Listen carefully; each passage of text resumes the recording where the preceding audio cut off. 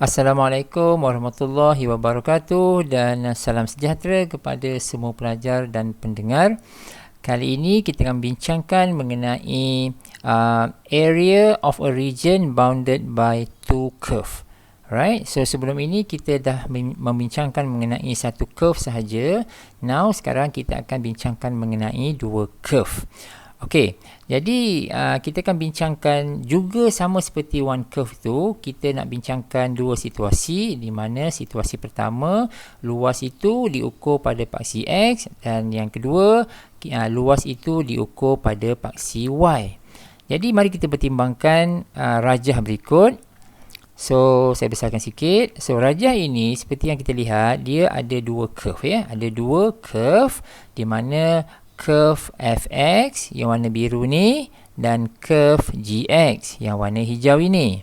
Jadi kedua-dua curve ini dibatasi oleh dua nilai iaitu A dengan B. So take note ya, setengah-setengah soalan dia tak beri pun nilai A dengan B ini. Nilai A dengan B ini adalah nilai-nilai X ya. Nilai-nilai X. Jadi kalau kita tidak diberi nilai A dengan B ini, maka kita kena cari. So cara dia adalah by find the intersection point. Ya, so kita ada dua curve kan, ada dua persamaan. So kita selesaikan persamaan itu, kita akan dapat dua nilai X dan juga dua nilai Y. Right? Dan seperkara lagi, apabila kita bertembung dengan nak mencari area under two curve, basically dicadangkan supaya kita sketching both graph. Sebab apa? Sebab bila kita sketch both graph, barulah kita tahu sebenarnya lebih sesuai kita nak mencari area tu based on x-axis ke ataupun based on y-axis. Ya, so kita kena bijak sebenarnya. Sebab dalam soalan, kalau dibagi soalan macam tu je, kita tak nampak unless we try to sketch the graph. Okay, itu as a reminder ya. Okay, jadi dalam kes ini, first situation di mana based on x-axis. Jadi kalau kita diberi dua curve, area yang kita nak cari adalah area yang ini saja, yang berlorek ini. Jadi, untuk mendapatkan area yang berlorek ini, kita akan buat apa? Kita akan menggunakan Y1 ini, Fx akan tolakkan dengan Gx.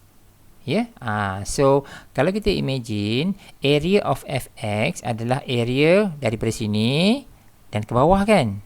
Dan ke bawah.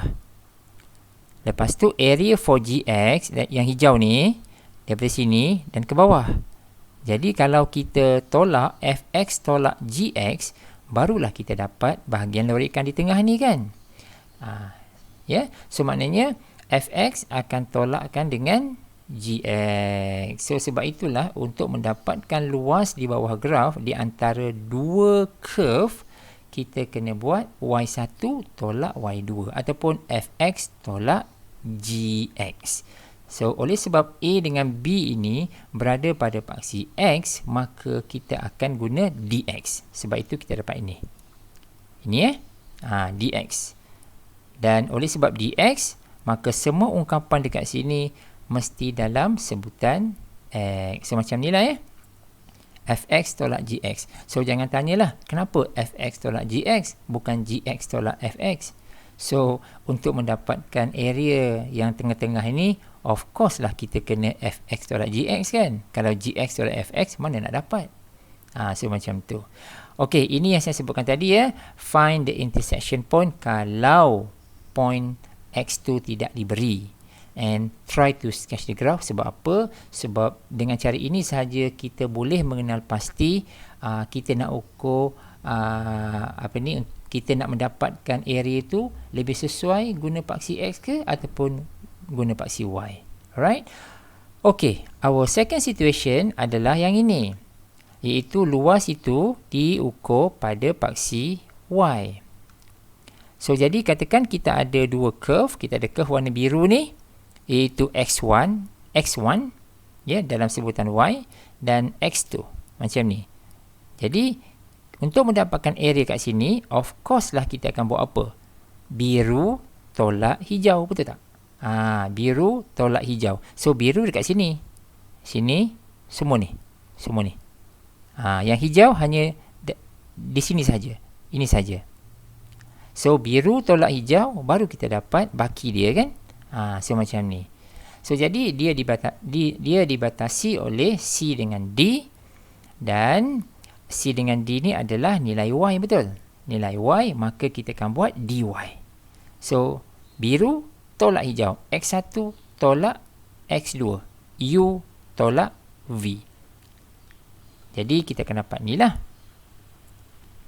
Ini dy dy X1 tolak X2, mesti dalam sebutan Y ataupun yang ni. Alright, so saya tunjukkan satu contoh kat sini. Kalau dalam sebutan X dan juga dalam sebutan Y, macam mana? Okey, katakan curve 1 tu, ya, curve 1 tu adalah Y kuasa 2 sama dengan 3 tolak X. Curve 2 tu katakan Y sama dengan X tolak 1. Ini contoh ya. So dalam contoh ini adalah dalam sebutan X, betul tak? Ni sebutan X kan? Okey. Kalau kita nak dalam sebutan Y, kita tukar je.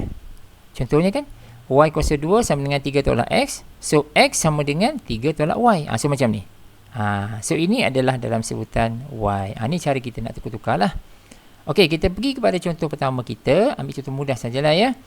So jadi kita lihat, find the area of the region enclosed by ini dengan ini. Ada dua curve diberi ni. So jadi dalam kes ini, jika boleh. So kalau saya perlu katakan wajib sketching. Itu lagi, dia akan memudahkan kita banyak perkara. So kita diberi dua curve. Yang pertama sekali, kita dapati tidak ada apa-apa nilai X ataupun nilai Y diberi. Maka kita kena dapatkan. By find the intersection point. Jadi kita pun selesaikan dia. Ini adalah cara untuk mendapatkan intersection point by solving dua-dua persamaan ini. So boleh lihat sini ya, di mana kita akan dapat nilai X dan nilai Y yang sepadan adalah 3 dan 6. Masuk baliklah. X sama dengan negatif 1 ni ke dalam mana-mana ni, kita akan dapat 3. X sama dengan 2 ni, katakan ke dalam mana-mana, kita akan dapat nilai Y yang sepadan. Cuma kita tak tahu kita nak pakai yang mana satu. Nak pakai X ke nak pakai Y. So bila kita sketch the graph, dia akan dapat yang macam ni. When we try to sketch the graph, kita dapat yang ini. Nampak tak? Dan dari sini barulah jelas sebenarnya untuk mendapatkan this area ni, this region, kita perlu menggunakan paksi X. Lebih sesuai. Paksi Y tak sesuai, tak praktikal pun. Dan mungkin tak boleh pun. Alright, so dia lebih sesuai kita menggunakan paksi X. Okey ya, dalam setengah-setengah kes dia boleh berlaku dual ya. Dia boleh sesuai kita cari based on X axis dan juga Y axis. Ada setengah kes dia hanya sesuai kita mencari luas based on X axis saja. Dan ada setengah kes dia hanya sesuai mencari luas based on Y axis. So it depends pada graph tu. Sebab itulah saya mencadangkan kita sketch the graph. Right? So dalam contoh ini bila kita lihat, dia lebih sesuai diukur pada paksi X, di mana okey, yang mana satu tolak mana satu ni sebenarnya ni. Cuba lihat, kita ada satu garis lurus. Ini lurus dan kita ada lengkung. Kalau nak dapatkan kawasan berlorek, kita kena mana tolak mana? Hijau tolak putih ke putih tolak hijau? Jawapannya adalah hijau tolak putih. Ya, garis lurus tolak lengkung. Baru kita dapat yang ini. Jadi kita pun buat macam ni. Nampak tak? Hijau tolak putih. Selang dia adalah negatif 1, 2. Dan negatif 1, 2 ni adalah nilai-nilai X, betul tak? Yang ini kan? Maka dia kena dx. So kita pun selesaikan integration tu dan kita akan dapat jawapan kita. Kecilkan sikit. Dan kita akan dapat jawapan kita sebagai 11/2. So boleh cuba ya. Okey, contoh kedua, kita diberi yang ini. kita diberi dua curve. Ini bukan y ya, x ya. Ini adalah parabolik ya. Y sama dengan x sama dengan y kuasa 2 tambah 1 dan x tambah y sama dengan 3. Ini garis lurus, ini adalah parabola. Okey, dan kita langsung tidak diberi apa-apa point kat sini, maka kita kena cari intersection point. So we begins dengan solve the equation dan kita akan dapat nilai y dan juga nilai x yang sepadan. Cuma kita tak tahu nak pakai y ke x. Sebenarnya kita kena pakai y sebenarnya. Sebab apa kita nak pakai y? Okey, kita tak boleh decide lagi sebenarnya. Sehingga kita sketch the graph. Okey, bila kita sketch the graph, we are going to get this. Ini. Dan kita tahu region yang kita nak cari adalah region yang ini. So, by looking at this diagram, luas yang kita nak cari itu lebih sesuai kita ukur based on the y axis. Jadi kita akan ambil nilai y sahaja. Ya, okey. Bila tengok kat sini, kita nak tolak yang mana satu ni? Hijau tolak putih ke putih tolak hijau?